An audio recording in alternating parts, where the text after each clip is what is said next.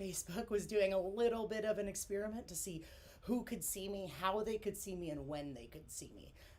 And with that in mind, I have a live video today. I promised you guys that. Well, I promised you guys that I would keep you updated on my seminary studies and all of that. And so I decided to make a project, right, for my final project that would actually be in the form of a video. So that's where we're at today. I want to share with you folks some stuff that I have been learning, and I'm going to do it as this is basically my cumulative project for my LGBTQIA spirituality class. So I'm going to share this in a couple places on Facebook, so hopefully everybody sees it. Yay. Thank you, Rob, for letting me know you could hear me. I actually have a new mic set up today, so I'm really glad that you can hear me. I'm trying something new because my last mic setup wasn't working quite right. If I didn't want to destroy my setup right now, I would show you that I have 4 different mics in my vicinity, and I'm only using one of them, and I'm in a new format with it. So what I am going to chat with you folks about is a little bit about the way that science and theology impact each other. I don't know if you can see the video title for this, but I named it Pro Homo. The name of the video is Pro Homo, the ways in which science and theology affirm queer existence in the Bible. So we're going to chat about that. And there's one thing I've really noticed is that in the 40s, 50s, 60s, right, there was this big sort of shift in the way that the church and society viewed LGBTQ people. Now, for the duration of my video, I might use the word homosexuality, which I actually think is just kind of an icky word because it's been used to demean people. But I'm going to use it because it's in a lot of the research. And actually, that's a part of the interesting fact of the whole genesis of this conversation is that the word homosexuality didn't even exist until 1899, I believe, and it was officially coined in the 1900s. I can give you the exact stats on that when I get down to the book in my list of references, but I actually have all of my references right here in physical form to share with you guys. So, but yeah, the word homosexuality wasn't in the Bible until 1946. And we also see some other interesting things in that area. We have what's known as the Kinsey Report, which I don't know if a lot of people have heard of, or if it's just something that gay people hear of, but it was basically one of the biggest scientific studies published about sexual behavior in America, and it did talk about homosexuality as well. So Alfred Kinsey was the scientist along with 2 other scientists, and you can find more information on this on the Kinsey, Kinsey, institute.org. But basically, Kinsey published 2 studies on human sexuality that really changed the shape of the way we think about science and development. And it's my thesis with this project that Kinsey's work in the science field had a very big impact in the field of theology. And most people don't know, they just hear the Kinsey scale, which the Kinsey scale is supposed to be this thing where 0 is exclusively heterosexual and 6 is exclusively homosexual in terms of your sexual behaviors, right? Now we know, and even the Kinsey Institute in its modern form knows that there's a broader conversation about sexuality, but at that time, it was a big deal for Kinsey to even bring into the public the fact that people did have exclusively homosexual behaviors, possibly, and then to quantify that. So that was a big deal. But what a lot of people don't know is there was actually 2 Kinsey reports. There was a Kinsey report about male sexuality and female sexuality, which is really interesting because if you look back in the resources, the report on female sexuality really inflamed the church even more than the report on male sexuality, which I think is interesting, but we'll get to that later on. But so the male study happened in 1948, and the female study happened in 1946, I believe. I'm going to double check my facts on that. But yeah, so there was those 2 studies, right? And also, if you'll remember with me, right around that same time, the word homosexuality was supplanted into the biblical text. So I think there's definitely a correlation between homosexuality being put in the Bible supposedly explicitly, and what was happening in terms of scientific development. Kinsey is definitely problematic, Rob, for sure, but I think he started a lot of good stuff. So there's this kind of understanding that Kinsey was, like anti-Christian, which I think is really unfortunate. There's an article by Robert C. Johnson called Kinsey versus Christianity, A Clash of Paradigms on Human Nature. And what I think is really interesting about this article, it was written in February of 1975. It was in the Quarterly Journal of Speech, volume 61. But Robert Johnson, in this, he asserts that just by the title is biased, and he seems to assert that Kinsey's report is not compatible with Christianity. But when you do the research, that's not actually the case. But his quote from him really starts us off. Johnson said, "The wide circulation of sex data and the resultant controversy made the publication of the Kinsey reports not only an important event scientifically, but important culturally and rhetorically as well." And I would add to Johnson that the publishing of this sex data made these reports wildly important theologically. And as Robert Johnson proposes, he kind of proposes that Christianity and Kinsey are opposites. But I found some other resources, and one of them was also from the Journal of American History, but in 2008. And author R. Marie Griffith wrote an article entitled "The Religious Encounters of A.C. Kinsey," in which he talks about, or in which the author talks about the actual breadth of religious encounters that Kinsey had. And in this, there are as many positive as there were negative encounters. So why do we have this weird, unfair contrast? Like, it doesn't make any sense to me, right? It doesn't. And so, people always try to say that Kinsey was coming after the Judeo-Christian view of sexuality, but I want to dispel with one myth before we go any further.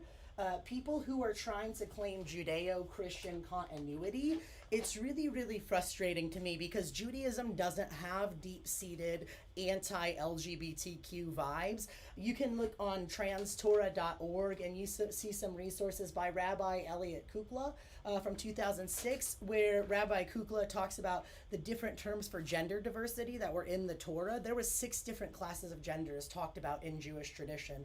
And you can also tell from books like A Rainbow Thread, it's an anthology of queer Jewish texts. So the idea of anti-LGBTQ behaviors in Judaism, as purported by Christian speakers, needs to stop. Because Jews can't speak for Christians. It's not fair. Christians can't speak for Jews. That's not fair. And so to pull the Torah into a discussion about anti-LGBTQ rhetoric is unfair, and it's supersessionist, and it's theologically inappropriate, and Christians need to stop speaking over Jews. So that's a slight tangent.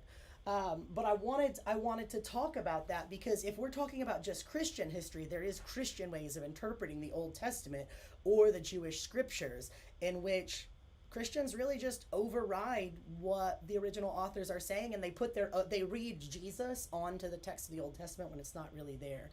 But in the article, The Religious Encounters of Kinsey, author R. Marie Griffith said that although he was scrupulously secular in his own convictions, Kinsey played a critical religious role in the United States by enlivening Protestant liberals to reconsider and indeed revise their views about sex.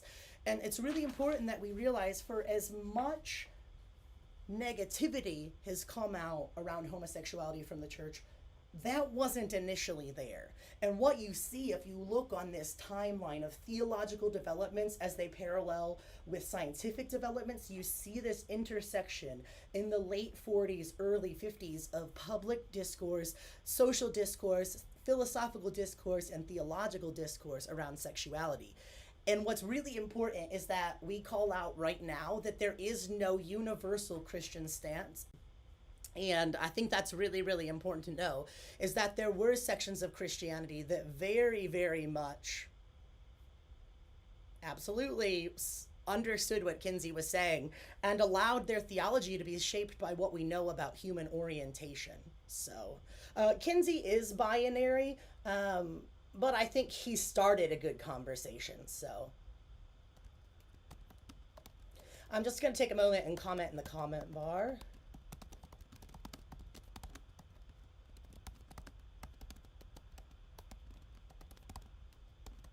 In case of frequent interruptions, I am recording this also, just so folks know.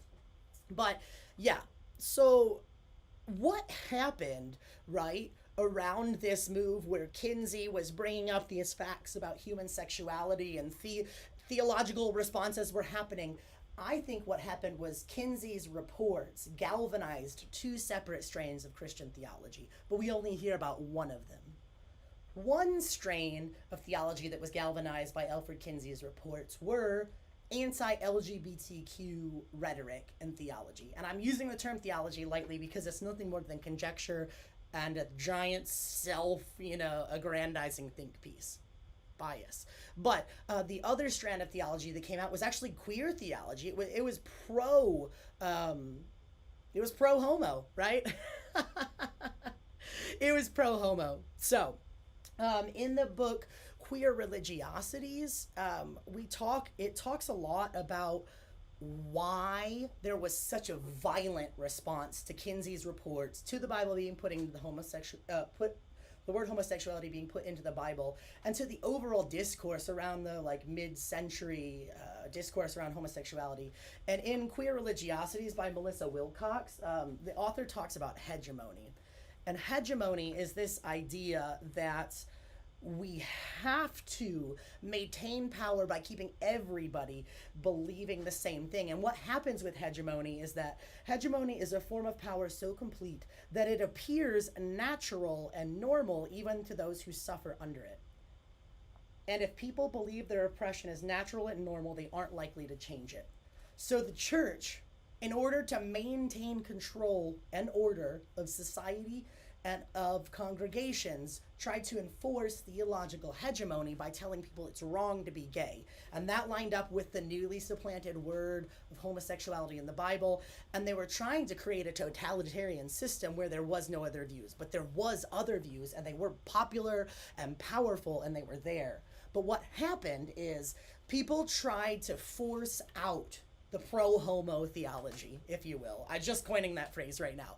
But people tried to force out the pro-homo theology because it threatened the control of the church. And a lot of times what happened was when people were asked to choose between social justice ideals and institutional loyalty, many progressives walked with their convictions out of the churches. And that's a quote from Reforming Sodom, Protestants and the Rise of Gay Rights in America. Now, if you'll recall from the earlier article, liberal Protestants were the ones that were pro-homo, that were pro-social justice. And in an effort for the conservative church to maintain hegemony, they're like, yo, you got to hate everybody else. And that's where we see how galvanizing it is to tell people that they're wrong and that they're going to hell, and to just propagate this sort of hateful rhetoric. But the problem is, that's not really what the Bible says, or really where the church as an institution stands. And in order to understand that, we have to go back a little bit. So I want to bring up a book called Christianity, Social Tolerance, and Homosexuality by John Boswell. This is an amazing book that talks about gay people in Western Europe from the beginning of the Christian era to the 14th century. So we're talking about the church in antiquity here. And it really is important that we understand that within Christianity in antiquity, there was no bias towards homosexuality. And I'm going to read a quote by John Boswell that speaks to that. Not only does there appear to be no general prejudice against gay people amongst early Christians, there does not seem to have been any reason for Christianity to adopt a hostile attitude towards homosexual behavior. It's really important that we realize that. If you want to read the book, I encourage you to read the book. There's so many resources in here about homosexuality in antiquity, in Christianity, how it was spoke of, how it wasn't villainized, and how the modern understanding of homosexuality as evil is put onto the text. It's not in the text. So I encourage you to check this out. But not only does Boswell say that there's no prejudice against gay people amongst early Christians, he goes a step further and says there doesn't seem to have been any reason for there to be prejudice against gay people in early Christianity. I think it's really important that we realize that, because we have this sort of one narrative where we're taught, you know what I mean, it's wrong, but there were a lot of social forces coming to play. So that brings us back up to speed with Kinsey. We've seen that in antiquity, there wasn't anti-LGBTQ attitudes in antiquity, not from Christianity, not from history, and not from Judaism either, which Christians like to try to speak over, but there is not anti-LGBTQ biases in any of those things. But a big thing that happened was the church needed to regain power in the midst of this sort of liberation movement of the early to mid 1900s. And one of the ways that they could do that is to capitalize on the newly pathologized word of homosexuality. Homosexuality, like I said before, was not a word until 1901 when it came out of German psychoanalytic fields.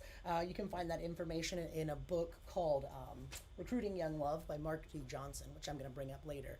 But in the early 1900s, we pathologized homosexuality. That means, the word pathologize means we made it a disease when it wasn't understood to be a disease originally, right? But we did that. And then you see the furthering of that in 1946 when the word homosexuality was put into the Bible. For more information for that, you can check out 1946, the movie. It's a documentary that's up and coming about the way the word homosexuality was put into the NRS or into the RSV Bible. It was not in there originally, and in the documentary, they pull all of the translation notes from the Yale archives. The people who translated the RSV Bible were working at Yale, and they saved all of their transcription notes. And what actually ended up happening is that those same transcribers that put the word homosexuality in the Bible, they later recanted and took it out.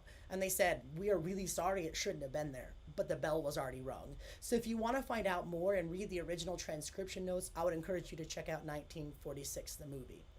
So we have Kinsey happening in the late 1940s, right? His sex study. We have the word homosexuality being put into the Bible in the late 1940s. And we have the pathologizing or diseasifying of homosexuality that took place in the early to mid 1900s. As a fun fact, the word homosexuality was actually removed from it was depathologized, if you will, in 1987. In the book Queer Theologies, they talk about, by Chris Greenbrough, they talk about the fact that the American Psychiatric Association took homosexuality off its list of disorders in 1987. So it's depathologized, and it's becoming decriminalized right around those times in the late 1980s as well, up to 1992. It's becoming decriminalized, but the church is still trying to dig in. And I think one of the reasons they did that, like I said, is to create hegemony. They had to keep the idea that everybody was under the control of the church because they were losing traction with social revolution. A big thing that was happening at the same time as Kinsey was the evangelical figurehead known as Billy Graham.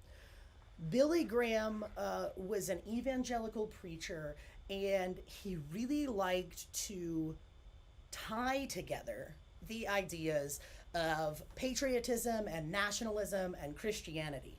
So another thing that was happening during that time period is also the communist scare, right? And so we see an uptick, if you look at American history, you see an uptick in this like push for patriotism and the Red Scare and all of this. And then you also see theologically this rise of acceptance of a broader understanding of sexuality than the church has taught for a while, if you look at the Catholic Church. So what Billy Graham does is he really links people together in this sort of like evil triumvirate, right? What Billy Graham does is he links together nationalism, Christianity, patriotism, and the need for cultural salvation, if you will. Billy Graham, he believes that the cultural risks posed by Kinsey are situated within a deep spanning cultural disintegration. I'm reading from the book Recruiting Young Love by Mark D. Johnson, and the book is subtitled How Christians Talk About Homosexuality. And he points out in chapter 2 that really what Billy Graham was doing was entrenching people with anti-LGBTQ values. He actually went so far as to assert that because Kinsey was like scientific, that Kinsey was somehow a communist. Like there are real transcriptions of this. There was, there was television during the era that this was happening. But for Billy Graham, in one of his radio broadcasts called The Hour of Decision, he very stealthily linked together nationalism, patriarchy, homosexuality, Christianity, and all of these things, and talking about how America needed to be saved from this impending cultural disintegration. And it's really wild. What Billy Graham did is I have to read this.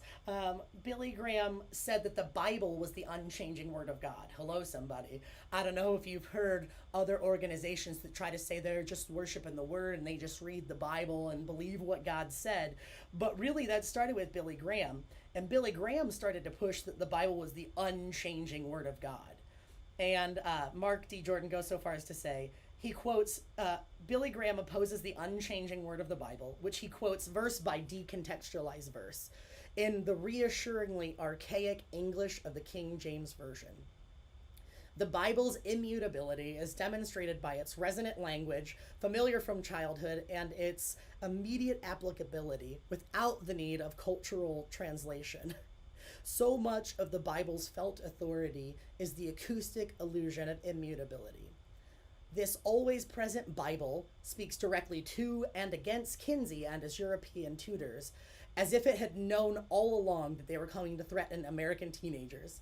The King James Version is the American mother tongue and the native speech of truly American mothers. This is the way in which Billy Graham decontextualized the Bible and simultaneously posed it as oppositional to Kinsey's reports, to a growing sense of bodily autonomy amongst women, to a growing sense of acceptability of LGBTQ people. Billy Graham was like this big force in going against that. Kristen Kobe-Dumais, in her book Jesus and John Wayne on page 22, states that more than anyone, Billy Graham knit together the disconnected universe of American evangelicals. And he did that by saying, be scared. Evil is at your front door. You need to turn and repent. And that was the evangelical narrative. And from there, from Billy Graham, you get people like Mark Driscoll, who is literally a theological wild man. He calls himself a Calvinist, but he was actually removed from the church he created. And I got to show you this because I think you guys are going to find this awesome. Sometimes I subscribe to stuff because I'm like, I gotta keep in touch with this. I gotta keep in touch with what's going on the other side. So I got a text from Mark Driscoll's church today, and it said, I can't. He said, morning, open your Bibles to Genesis 19 to learn all about how homosexuality was the token sin of Sodom. And if that is not ridiculous enough because it's theologically untrue, his website reads, Real Faith. There are other pastors out there doing this same thing, and they have web addresses like Living Out Truth or Real Faith, when what really they're doing is they're pushing one of two agendas that came out after the Kinsey Report. They're pushing the evangelical, conservative, hateful rhetoric of anti-LGBTQ beliefs, and then there is an equally prevalent pro-homo stream of theology. But a lot of these white men, in all of the hubris of straight white Christian men, are purporting that they're the only ones. You have pastors like Mark Driscoll up in my inbox. You have people with, websites that say Living Out Truth, and then, billboards that say the cross equals love, but then all the time, but if you're LGBTQ, you're not of God. And if you speak out against that, you're certainly evil, And this is the evolution that we've got from that galvanizing effect of the Kinsey Report. It's super, super important to realize. But the thing that's important, and the reason that we need to talk about this pro-homo theology, right, is, and I'm saying that knowing it is a gross oversimplification. I just think it's funny, and it's a wordplay on no homo, so roll with me here, people. But in their book Queer Theology, Lynn Marie Tonstad, who is a currently associate professor of systematic theology at Yale, brought up this point about Christian apologetics. Christian apologetics means basically using the Bible to prove stuff, right? And so in the first portion of her book on queer theology, she devotes this much of the book to saying, well, here's what people say the Bible says about homosexuality. But she ends the chapter by pointing out that there's some very different ways to think about it. And I want to read to you a little passage of Tonstad's. She says, I said at the beginning of this chapter that I will argue that queer theology is not or should not be about apologetics. Having canvassed these arguments, it may be clear why that is so. Very few of these apologetic arguments we've looked at so far are theologically rich, insightful, illuminating, except perhaps the nexus of arguments from food and circumcision, which she covers in the books. She goes on to say many of the arguments depend on conditions that were peripheral to central Christian values. What she's saying is a lot of these apologetic strategies are strategies from antiquity that were taken and manipulated by modern Christians to fit an agenda that was never central to Christianity antiquity. Christianity antiquity did not care, did not have anti-LGBTQ biases, but people have put that on the text by, developing strategies with their own opinions in mind. And then Tonstad makes a great point. Is that all the insight that emerges for Christianity from queer, trans, and non-binary lives? And the point that she's making is that there is actually so much more to glean theologically from the text when we don't truncate it and compartmentalize it and read it in this evangelical mindset. There is actually more beauty in human life and diversity than we understand. Tonstad goes on to say, the idea that human lives are broken and malformed at the very basic level participates for many in a culture of shame and guilt that needs to be resisted rather than affirmed. And I would argue it needs to be resisted by proving the fact that it was put in the text by modern people. Modern people put in an ancient text a reason to cause shame and control and doubt. That is the most popular tool of the church and of the patriarchy and of capitalism, is the ability to control you because you think you're needed, you think you're broken and unworthy and unwhole in and of yourself. Capitalism, patriarchy, and the church, particularly in their view about homosexuality, they keep you coming back wanting more, thinking you're not enough on your own, and that's how they got you. But the thing is that anti-LGBTQ attitudes within Christianity are a modern invention. In God and Gay by J. Michelson quotes an author, George Chauncey. And George Chauncey states, while anti-gay discrimination is popularly thought to have ancient roots, it is in fact a unique and relatively short-lived product of this 20th century.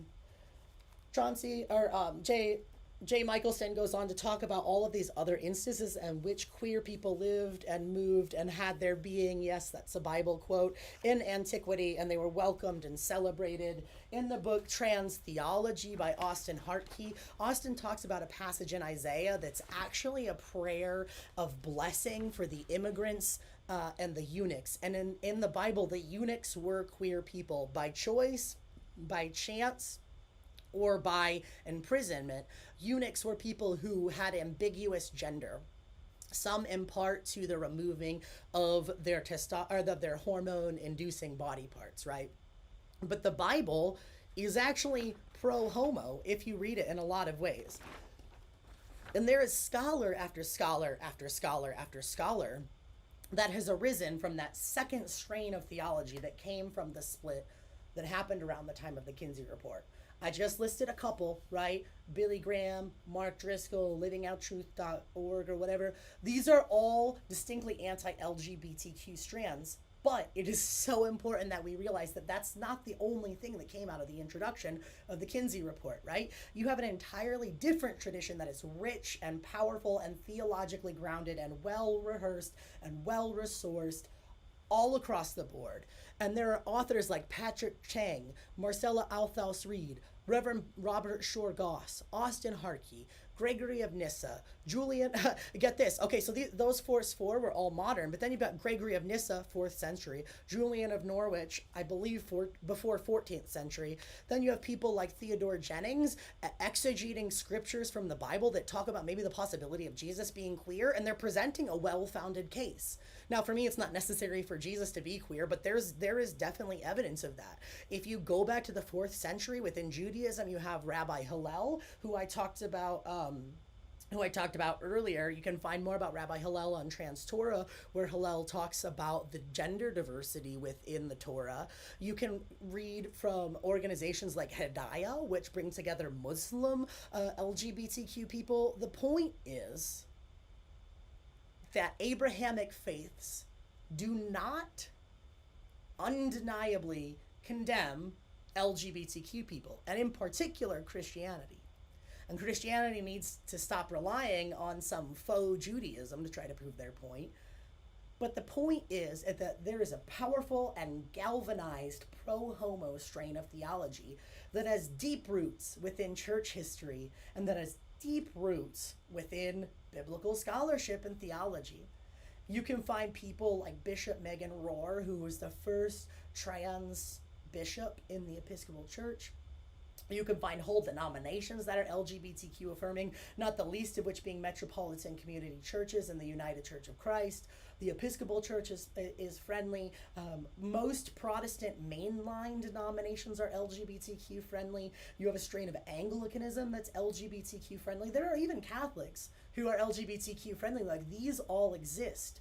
But the voice of these no-homo theologians, they just will blast you in the face with it with the hubris of straight white Christian men. But the point is, they're not alone. They don't have an intractable claim to the truth. And I think that there's a very powerful strain of pro-homo theology that developed, not the least in part, and was galvanized not the least in part by the Kinsey Reports in the late 40s and early 1950s. If you stuck around with me so far, I appreciate it. I'm going to be listing all of my sources for this on the YouTube notes for this. I'm going to put this on my podcast. I do apologize for the little bits of bumps here and there with the transmission, but it will be recorded and posted in full. So I also was really sucked up into Billy Graham. I grew up in Billy Graham culture. And it's just really important to notice that that is a very specific strain of Christianity that was actually weaponized by the American conservative right. If you look up the book Jesus and John Wayne by Kristen Kobe-Dumez, or if you look at, I did a podcast with Kristen Kobe-Dumez on this same topic, right, where we talked about Jesus and John Wayne, and we talked about how evangelicalism was a political strategy. Funny enough, I posted something about that. I want to say 13 years ago. I'm looking for my phone here, and I've lost it in my notes, but 13 years ago, I posted about evangelicalism and how it was largely a political strategy. I'm going to see if I can pull it up for you, because I said apparently I've been on my shit for 13 years, but 13 years ago I posted food for thought. Evangelicalism has never defined itself by theology. It has designed itself by political issues. And then I went further and said, if you're not committed to the reconciliation of all people on earth, you're not committed to Jesus Christ. And I think those two go hand in hand. But evangelicalism and no homo theology is a modern invention. I'm not saying you have to believe in pro-homo theology. I'm just saying you are actually being rude, harmful, spreading misinformation, and being willfully ignorant if you choose to say that the only way to be Christian is to be no homo, because it's not okay. It doesn't make sense. And if you want to learn some more about particularly Billy Graham and evangelicalism and how it is a political strategy, you can check out how Billy Graham was an advisor to most conservative Republican American presidents in his lifetime.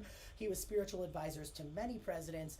He was spiritual advisors to Nixon, and he participated in the Reaganization of the Republican Party, which is where Ronald Reagan decided to galvanize conservative Christian voters by taking a stance that did not pre-exist on abortion. Evangelicalism is a strategy, and you guys have been bought. The alt-right, the conservative Christian right, Christian America has been bought. The phrase, one nation under God was an advertising campaign by the National Association of Manufacturers. It was a capitalistic move to include evangelicalism in this sweeping realm of Christian nationalism. And Billy Graham was one of the OGs of linking together Christian nationalism, the patriarchy, patriotic attitudes, and anti-LGBTQ attitudes. So I'm not saying you gotta believe me, but I'm saying you can't discount me, because I stand on the shoulders of a lot of people who've gone before. There are Jewish scholars, there are Christian scholars, there are black scholars, there are white scholars, there are female scholars, there are male scholars, there are non-binary scholars, there are transgender scholars, all of them talking about a broader, more expansive, less weaponized view of the Bible, and especially a view that takes itself critically and is responsible for the harm it commits in society. There's a great quote that I'd like to finish up with from the article, The Religious Encounters of Alfred Kinsey. It's going to take me a second to pull it up here, but I think it's really important. It's really important. If you want to see some more evangelical hate for Kinsey, you can check out that picture. I'm just waiting to see if it's showing. You can check out that picture that says, "I accuse Kinsey." This was sort of the dialogue that was being published at the time.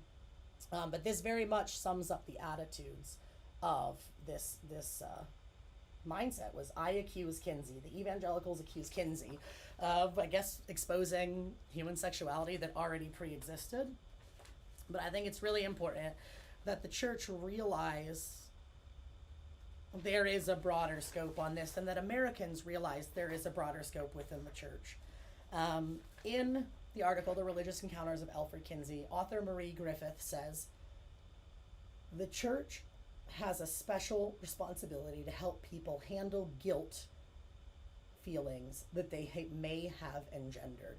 And I think that's really important, because the guilt feelings of people who are LGBTQ, of people who have different sexual ethics than evangelical people, those guilt feelings are engendered by the church. They're engendered by no homo theology, and it's not fair, because people have wielded the power of God to make people feel unlovable, unloved, and unwhole. And the reality is that the church has engendered feelings of guilt and shame, not God. There is equal, if not more, claim to pro-homo theology than there is for no homo theology. But the hubris of straight white evangelical men has convinced us there isn't. So I would encourage you folks to share this video, to raise a concern, and to not let yourself be bought by the conservative right. And if you're, really, really importantly, if you're a Christian, you don't have to leave. You can defiantly stick around. To quote my friend Glenn Sieper, I have to pull this up, but my friend Glenn posted a really important post about being a Christian who sticks around. Now, I take a lot of heat. I take as much heat from atheists as I do from Christians, because people want me to come down hard one way or the other about why I'm still involved in the church. My friend Glenn Siepert, who runs an amazing podcast called the What If Podcast, he posted this yesterday, and I really, really resonated with it. He said, from Brian McLaren's new book, Brian McLaren is a great progressive Christian author you should check out, but from Brian's new book, you can compliantly stay in Christianity, or you can defiantly leave, or you can defiantly stay, refusing to stay within the boundaries and boxes that the system has set up for you. I'm choosing option 3, and I'm not leaving, and that's where I'm at. Pro-homo theology has equal access in Christianity, has equal representation historically, and I will not be quiet. If you're going to make a claim about living out truth, or if you're going to make a claim about having real truth, you better check yourself before you wreck yourself, because your opinion is nothing more than a political stump speech.